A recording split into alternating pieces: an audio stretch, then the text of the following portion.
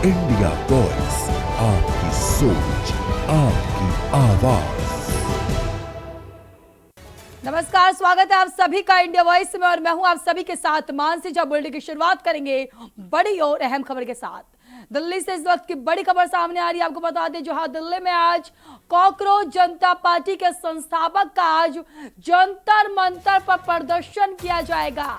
इस वक्त की बड़ी खबर आपको बता रहे हैं। आपको बता दें, कॉकरोच जनता पार्टी का आज जंतर मंतर पर प्रदर्शन होगा। अभिजीत दीपेक आज करेंगे विरोध प्रदर्शन। जंतर मंतर पर धरने की तैयारी जो है लगभग तेज कर दी है। इस वक्त की बड़ी खबर आपको बता रहे हैं। आपको बता दें, विभिन्न मुद्दों को लेकर प्रदर्शन का ये ऐलान किया गया है। इस वक्त की बड़ी और अहम खबर आपको बता रहे हैं। पुलिस और प्रशासन की निगरानी जो है जंतर मंतर पर बढ़ा दी गई है। आपको बता दें, कॉकरोच जनता पार्टी का जो है आज दिल्ली में जंतर मंतर पर जो है प्रदर्शन किया जाएगा। दिल्ली के जंतर मंतर पर आज कॉकरोच जनता पार्टी के संस्थापक अभिजीत द्वारा जो है विरोध प्रदर्शन किया जाएगा। आपको बता दें, यह प्रदर्शन जो है विभिन्न मुद्दों को लेकर आयोजित किया जा रहा है। जिस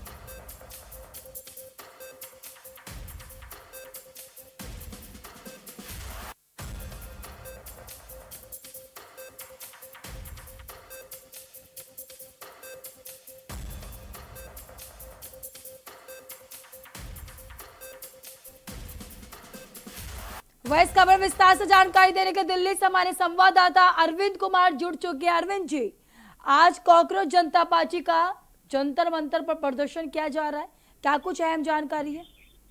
देखिए मानसी, जिस तरह से लगातार पेपर लीक हो रहे हैं देश में, इसको लेकर कॉकरोच जनता पार्टी के जो संस्थापक है अभिजीत, उन्होंने प्रदर्शन का आह्वान किया था और लगातार युवाओं को नेतृत्व कर रहे थे। जिस तरह से सोशल मीडिया पर उन्होंने एक प्लेटफॉर्म बनाकर एक युवाओं की फौज खड़ा की है। और आज जो केंद्रीय शिक्षा मंत्री हैं धर्मेंद्र प्रधान की इस्तीफे की मांग को लेकर यह प्रदर्शन उनका चल रहा है। उन्होंने साफ शब्दों में कहा है कि जब हमारा जब प्रदर्शन होगा वो उग्र प्रदर्शन नहीं होगा, वो गांधीवादी प्रदर्शन होगा। साथ ही साथ वो अमेरिका से दिल्ली पहुंच भी चुके हैं। एयरपोर्ट पर हालांकि पुलिस प्रशासन ने पूरी तरह से चौकसी बरती है। यदि अभिजीत यदि बाहर निकलते हैं तो उनकी गिरफ्तारी भी हो सकती है, क्योंकि जंतर मंतर पर जिस तरह से उन्होंने प्रदर्शन का आह्वान किया है, लेकिन अभी पुलिस प्रशासन की तरफ से कोई उनको परमिशन नहीं मिला। तो कहीं ना कहीं इन सारी चीजों को लेकर पुलिस प्रशासन पूरी तरह से अलर्ट है। आपने सुबह की जो वीडियो आए हैं उस वीडियो में आप साफ शब्दों में देख रहे हैं जंतर मंतर पर किस तरह से घेराबंदी की गई है।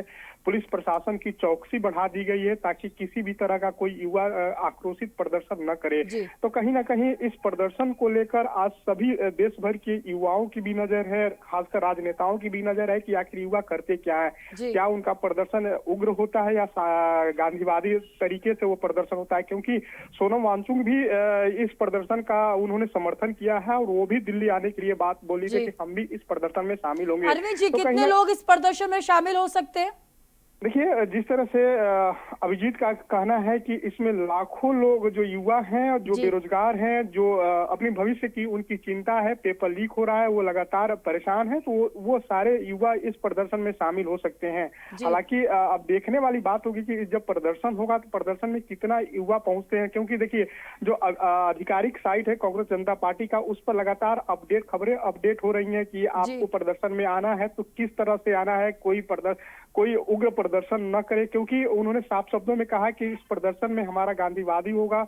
आप इस प्रदर्शन में शामिल होने आ रहे हैं तो अपने एक हाथ में किताब, दूसरे हाथ में देश का तिरंगा लेकर जरूर आए, साथ ही साथ एक फूल लेकर आए। यदि पुलिस प्रशासन के लोग आपको परेशान करते हैं, उन्हें फूल देकर उनका सम्मान करें। तो अब कहीं ना कहीं देखने वाली बात होगी कि जब प्रदर्शन होगा तो प्रदर्शन, युवाओं का यह प्रदर्शन कैसा होगा। क्या जंतर मंतर पे युवा पहुंच पाएंगे? क्योंकि जिस तरह से चौकसी बढ़ाई गई है, पुलिस प्रशासन के द्वारा घेराबंदी की गई है, तो ऐसे में युवा जंतर मंतर पर पहुंच पाते हैं या नहीं? क्योंकि पुलिस प्रशासन जब रोकेगी तो क्या युवा उग्र प्रदर्शन करेंगे, ये देखने वाली बात होगी। अरविंद जी, क्या इस प्रदर्शन में अभिजीत के अलावा और भी कोई बड़े नेता शामिल हो सकते हैं?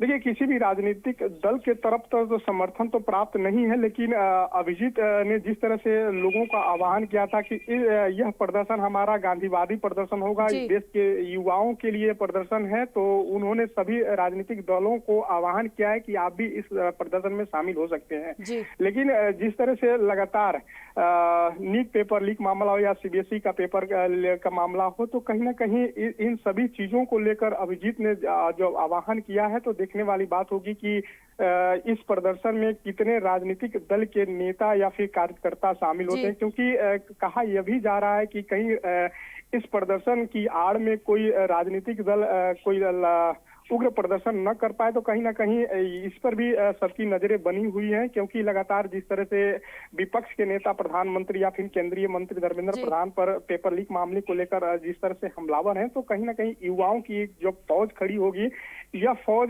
कितना अपना असर डालेगी सरकार पर, केंद्र सरकार पर, तो वो तो देखने वाली बात होगी। लेकिन इतना तो तय है कि आज जो प्रदर्शन है, प्रदर्शन को लेकर देश भर की युवाओं की नजर है, देश भर के राजनीतिक दलों की भी नजर है कि अरविंद जी, पेपर लीक मामले के अलावा अदर किसी मुद्दे पर भी प्रदर्शन किया जा रहा है या फिर सिर्फ नीट पेपर के बारे में प्रदर्शन किया जा रहा है? देखिए, आधिकारिक जो बयान अभिजीत के तरफ से आया था, वो पेपर लीक मामले और धर्मेंद्र प्रधान के इस्तीफे की मांग को लेकर ये प्रदर्शन है। हालांकि इसे यह भी जोड़ा जा रहा है कि देश में बेरोजगारी बढ़ी है, तो युवा बेरोजगारी से भी परेशान है, इसको लेकर भी इस प्रदर्शन में यह मुद्दा भी शामिल किया जाएगा। लेकिन आधिकारिक तौर पर जो अभिजीत का जो कॉकरोच जनता पार्टी का जो साइट है या फिर ट्विटर हैंडल है, उस पर सिर्फ यही बताया गया है कि नीट पेपर लीक मामला, सीबीएसई पेपर या फिर देश भर के अन्य जो परीक्षाएं हो रही हैं जिसमें पेपर लीक हो रहा है, उन सभी मुद्दों को लेकर ये हमारा प्रदर्शन है। और सीधे तौर पर उनका एक ही मकसद है कि जो केंद्रीय शिक्षा मंत्री है धर्मेंद्र प्रधान, वो बार बार पेपर लीक हो रहा है, वो जवाबदेही तय करे और जवाब खुद ले, और साथ ही साथ वो इस्तीफा देने की मांग को लेकर ये प्रदर्शन है। तब ऐसे में जब अभिजीत जंतर मंतर पर पहुंचते हैं या फिर उनका जब स्पीच होता है, तो किन किन मुद्दों पर होता है वो जनता को हम जरूर बताएंगे। जी मानसी। अरविंद जी, क्या समय बताई जा रही प्रदर्शन की? देखिए, प्रदर्शन का समय तो 10 बजे से बताया गया है, लेकिन अभी तक तो अभिजीत एयरपोर्ट पहुंचे हैं। एयरपोर्ट पर चारों तरफ से पुलिस चौकसी बढ़ती हुई, हालांकि अभी वो एयरपोर्ट से बाहर नहीं निकले हैं। लेकिन अब ऐसे में देखने वाली बात है कि युवाओं का जो मार्च है या फिर युवाओं का जो कुछ है जंतर मंतर की ओर तरफ धीरे धीरे युवा बढ़ना शुरू कर चुके हैं।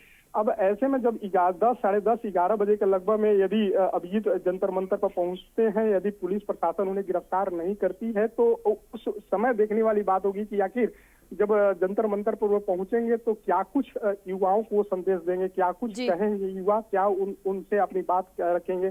क्योंकि सोनम वांगचुक भी उनके इस प्रदर्शन में शामिल होने की उन्होंने बात कही है कि वो भी इस प्रदर्शन में शामिल होंगे, जंतर मंतर पर पहुंचेंगे।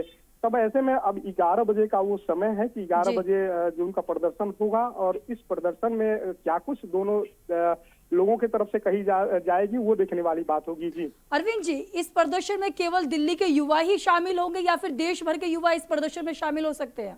देखिए, अभिजीत का साफ तौर पर उन्होंने अपने ट्विटर हैंडल पर युवाओं से आह्वान किया था कि देश भर के युवा जंतर मंतर पर पहुंचे। हालांकि बातें यह भी सोनम वांगचुक की तरफ से भी कही जा रही थी कि जो युवा हैं, जो परेशान हैं, वो जंतर मंतर पर पहुंचे। तो ऐसे में जब क्या दिल्ली के युवा ही जंतर मंतर पर पहुंचेंगे या फिर पूरे देश के जो विभिन्न राज्यों के जो युवा हैं जो बेरोजगारी से या फिर पेपर लीक से परेशान है, वो भी पहुंचते हैं, वो भी देखने वाली बात होगी। क्योंकि यह भी कहा जा रहा है कि जो देश भर के जो युवा हैं वो तो राजधानी दिल्ली में आकर पढ़ाई करते हैं या फिर यहाँ पर कुछ ना कुछ काम करते हैं, तो वो युवा यदि जंतर मंतर पर पहुंचते हैं तो वो विभिन्न राज्यों का हिस्सा ही है। इसलिए अब ऐसे में जब युवाओं का जब संगठन वहां पर जुटेगा तो देखने वाली बात होगी कितने जो छात्र हैं या फिर युवा हैं कितनी भारी संख्या में वहां पहुंचते हैं, ये देखने वाली बात होगी। मानसी, चलिए, बहुत बहुत धन्यवाद अरविंद जी हमारे साथ जुड़ने के लिए, विस्तार से जानकारी देने के लिए। आपको बता दें, कॉकरोच जनता पार्टी के द्वारा जो है आज जंतर मंतर पर प्रदर्शन किया जा रहा है। तो वही नजर डालते अगली खबर की। आपको बता दें, आज गोंडा दौरे पर सीएम योगी आदित्यनाथ रहने वाले। इस वक्त की बड़ी खबर आपको बता दें आज गोंडा दौरे पर सीएम योगी आदित्यनाथ रहेंगे, जहां विकास परियोजना की सौगात देंगे सीएम योगी आदित्यनाथ। इस वक्त की बड़ी खबर आपको बता दें आज सीएम योगी आदित्यनाथ विकास परियोजनाओं की बड़ी सौगात गोंडा वासियों को देंगे। सीएम योगी आदित्यनाथ आज गोंडा दौरे पर रहने वाले हैं, जहां विकास परियोजनाओं की बड़ी सौगात देने वाले हैं योगी आदित्यनाथ। 516 करोड़ की परियोजनाओं की सौगात देंगे योगी आदित्यनाथ। आपको बता दें परियोजना की सौगात देंगे। 262 परियोजना का लोकार्पण शिलान्यास करेंगे योगी आदित्यनाथ। उत्तर प्रदेश के मुख्यमंत्री योगी आदित्यनाथ आज गोंडा दौरे पर रहेंगे। इस दौरान मुख्यमंत्री जिले को विकास की बड़ी सौगात देंगे। सीएम योगी आदित्यनाथ करीब 516 करोड़ रुपए की लागत वाली विभिन्न विकास परियोजना का लोकार्पण और शिलान्यास करेंगे। मैं बता दें आपको कार्यक्रम के तहत कुल 262 परियोजनाओं का उद्घाटन और शिलान्यास जो है वो भी किया जाएगा। इस परियोजनाओं में सड़क, शिक्षा, स्वास्थ्य और अन्य आधारभूत सुविधाएं जुड़ी हुई है। इस वक्त की बड़ी खबर आपको बता दें दौरे के दौरान सीएम योगी आदित्यनाथ जनता को भी संबोधित करेंगे और सरकार की विकास योजनाओं तथा जल कल्याणिक कार्यक्रमों की जानकारी देंगे।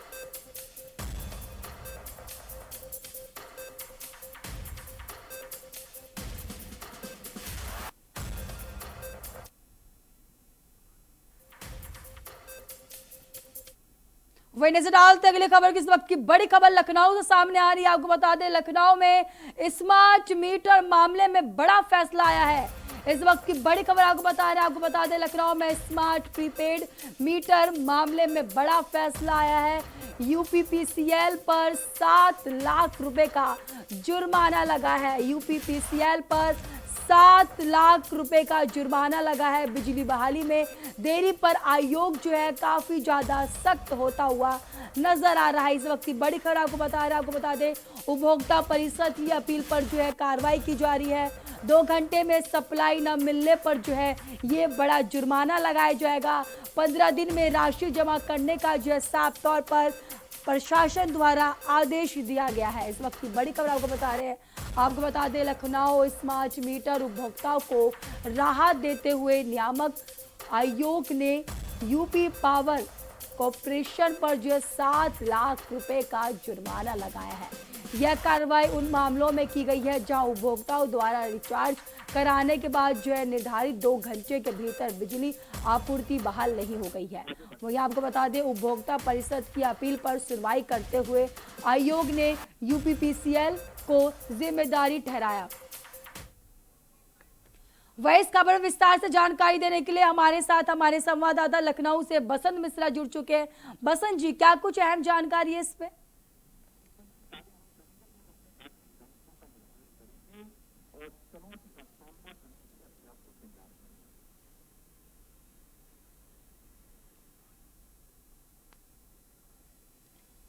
इस वक्त की बड़ी खबर आपको बता दें लगातार जो प्रशासन सख्त होता हुआ नजर आ रहा है। आपको बता दें सुनवाई करते हुए आयोग ने यूपीपीसीएल को जिम्मेदार ठहराया है और 15 दिनों के भीतर जुर्माने की राशि जमा करने का साफ तौर पर आदेश दिया है। वही एक बार फिर से बसंत जी हमारे साथ जुड़ चुके हैं। बसंत जी, क्या कुछ अहम जानकारी है इस खबर पर?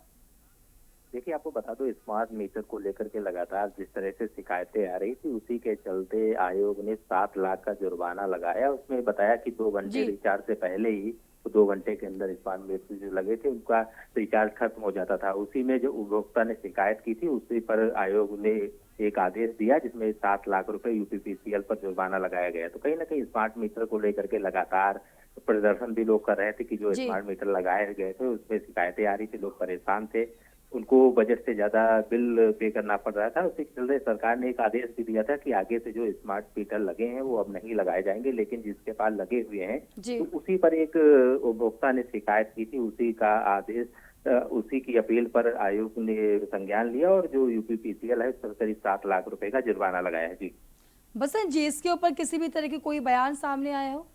देखिए, फिलहाल अभी तक कोई बयान सामने नहीं आया है, लेकिन हाँ ये जरूर कहा जा रहा है यूपीपीसीएल के द्वारा कि जो भी गलतियां हुई हैं उनको सुधार किया जा रहा है। जो स्मार्ट मीटर क्योंकि अब सरकार ने आदेश भी दे दिया था, तो अब नए नहीं लगाए जा रहे। जिनके लगे हैं उनमें जो गलतियां आ रही हैं, जो कमियां निकल के आ रही है, उसको सुधारा जाएगा जल्द से जल्द, ताकि उपभोक्ताओं को किसी प्रकार की कोई दिक्कत न हो और उनको भी सुचारू रूप से अपना मीटर, स्मार्ट मीटर जो लगा है उसको चला सकें और उनको जो बजट के अनुसार बिल है उसको पे करना पड़ेगा जी।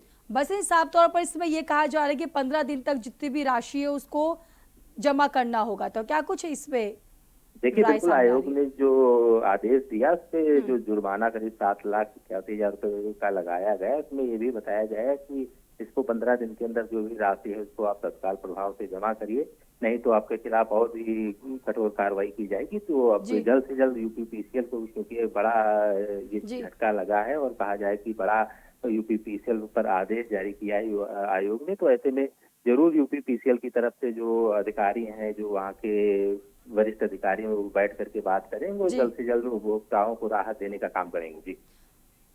बसंत जी हमारे साथ बने रहे, अगली खबर पर भी आपका रुख करेंगे। तो ये आपको बता दें लगातार जो है प्रशासन इन दिनों सख्त होता हुआ नजर आ रहा है। स्मार्ट मीटर पे भी प्रशासन जो है काफी ज्यादा सख्त होता हुआ नजर आ रहा है। तो वही नजर आते अगली खबर पर आपको बता दें लखनऊ से एक और बड़ी खबर सामने आ रही है, जहां लखनऊ एयरपोर्ट पर करोड़ों की ड्रग्स जो है वो बरामद की गई है। इस वक्त की बड़ी खबर आपको बता रहे हैं, आपको बता दें लखनऊ एयरपोर्ट पर करोड़ों की ड्रग्स बरामद की गई है। कस्टम विभाग ने यात्री को जो है हिरासत में ले लिया है। इस वक्त की बड़ी खबर आपको बता दें ट्रॉली बैग से 13 संगीत पैकेट मिले हैं ड्रग्स के।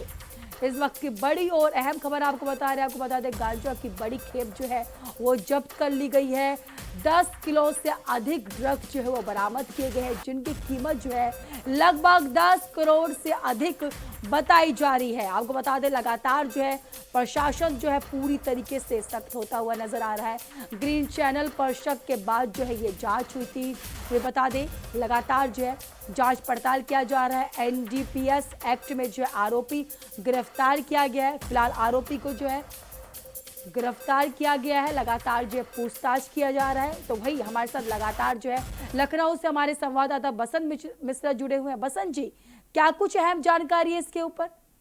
देखिए बिल्कुल एयरपोर्ट पर एक संदिग्ध युवक को हिरासत में लिया गया था। उसके जब ट्रॉली बैग की तलाशी ली गई तो करीब उसमें 10 करोड़ से ज्यादा के ड्रग्स बरामद किए। उसके 13 पैकेट बरामद हुए। फिलहाल युवक को गिरफ्तार करके पूछताछ कस्टम की टीम कर रही है। आखिर ये ड्रग्स कहाँ से लाई जा रही थी, इसकी सप्लाई कहाँ होनी थी। इससे पहले भी एयरपोर्ट पर कई ऐसे ड्रग्स हेरोइन बरामद हो चुकी, तो कहीं ना कहीं लगातार कस्टम की कार्रवाई के बाद ये लगातार ड्रग्स का कारोबार जो चल रहा है, इस पर अंकुश लगाने का कार्य किया जा रहा है। लेकिन कहीं ना कहीं इस पर ये भी कहा जा रहा है कि विभागीय अधिकारियों की मिलीभगत से जो ड्रग्स माफिया है, तो कहीं ना कहीं इनके हौसले बुलंद रहते हैं। इसी तरह से वो कस्टम की आज नजर पड़ गई एयरपोर्ट पर, तो उसको गिरफ्तार कर लिया गया। लेकिन अब देखना ये होगा कि उस ट्रॉली बैग के साथ साथ जो युवक गिरफ्तार किया गया उससे जब पूछताछ की जाएगी तो और कितने खुलासे होंगे तो आने वाला समय बताएगा जी।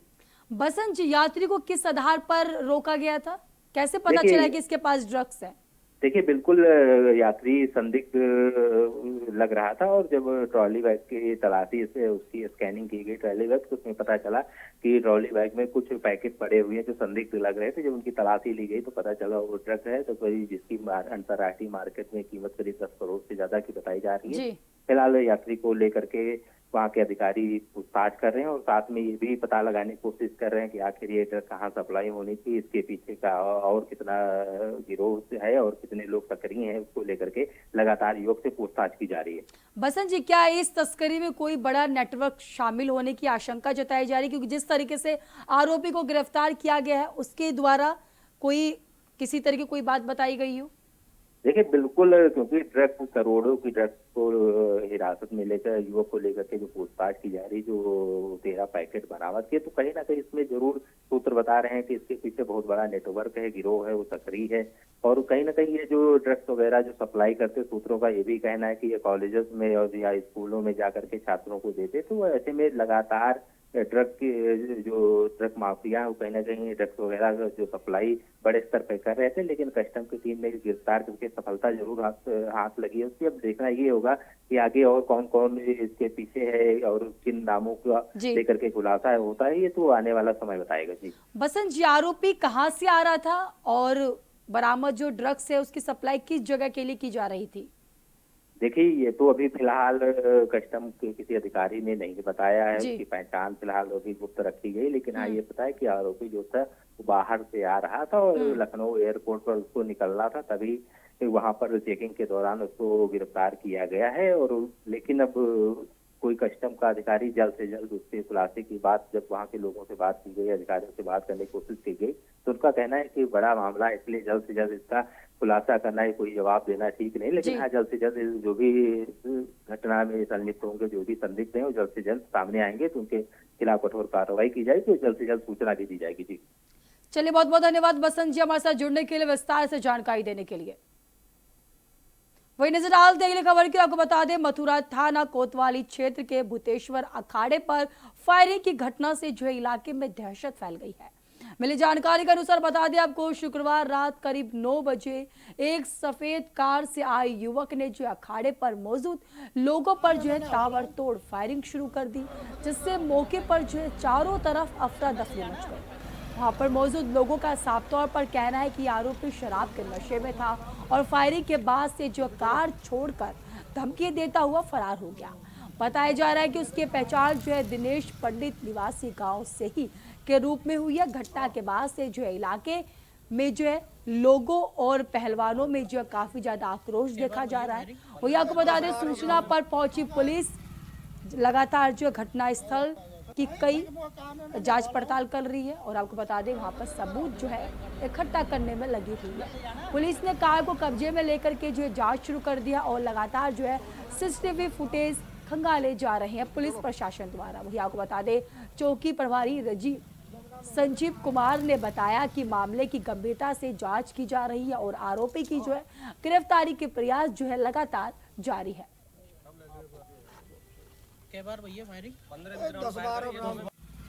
तो मेरे सामने साहब एक सफेद रंग की गाड़ी आई, वो पंडित जी हैं दिनेश, पहले यहाँ आम जामंत रहे थे, सब लोग जानते मैंने, एकदम आए थे गाली गलौज करी, सूदी फायरिंग करी है धड़ाधड़ और ये खाली राउंड है, कम से कम 10-15। अब बात को तो सब पता ना, कब लगते कोई फोन पे गाली गलौज नहीं, हमें ना पता इतना पता भाई कौन थे लड़ाई। अच्छा, यहाँ का तो बोले बता थोड़ी सूदी गोली नहीं है। हम तो मुझे भी अभी सूचना मिली थी, मैं तो अखाड़े पे था नहीं, बहुत कम ही आता हूँ मैं, 10 दिन में 20 दिन में।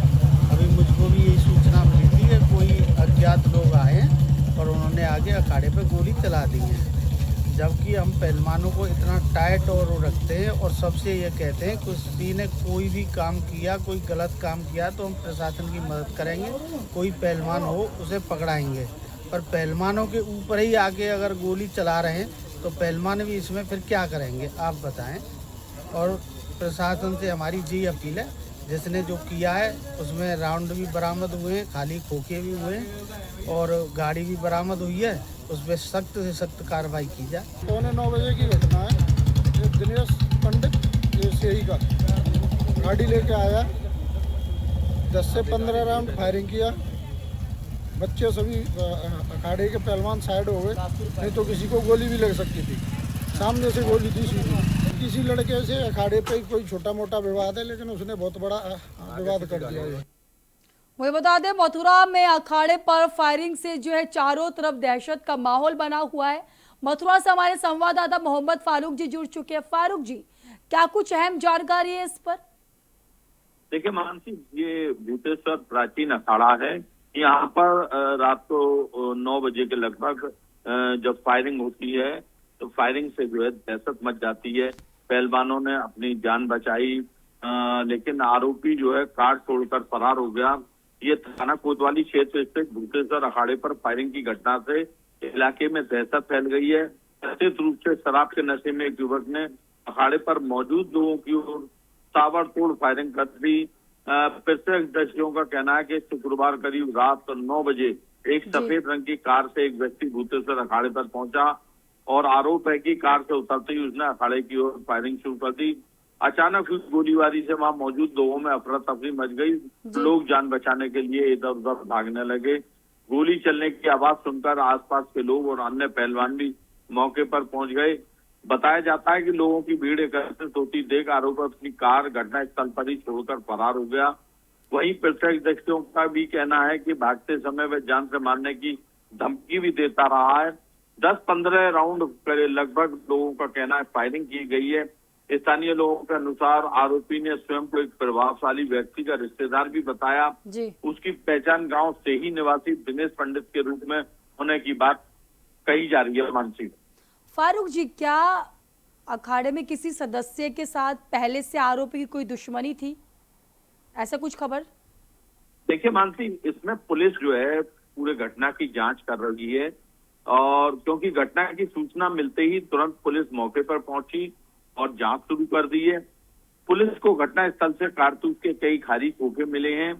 वहीं संदिग्ध की कार को कब्जे में लेकर उसकी जांच की जा रही है। पुलिस आसपास लगे सीसीटीवी कैमरों की फुटेज भी खंगाल रही है ताकि आरोपी की गतिविधियों और घटना के कारणों का पता लगाया जा सके। मानसी चलिए, बहुत बहुत धन्यवाद फारूक जी हमारे साथ जुड़ने के लिए, विस्तार से जानकारी देने के लिए। आपको बता दें, अखाड़े पर फायरिंग से जो है चारों तरफ जो है दहशत का माहौल बना हुआ है। युवक पर ताबड़तोड़ गोलीबारी का ये जो है साफ तौर पर आरोप लगाया गया है। तो फिलहाल मेरे साथ इस बुलेटिन में इतना ही। तब तक के लिए देश और दुनिया की तमाम खबरों के लिए देखते रहिए इंडिया वॉइस। नमस्कार।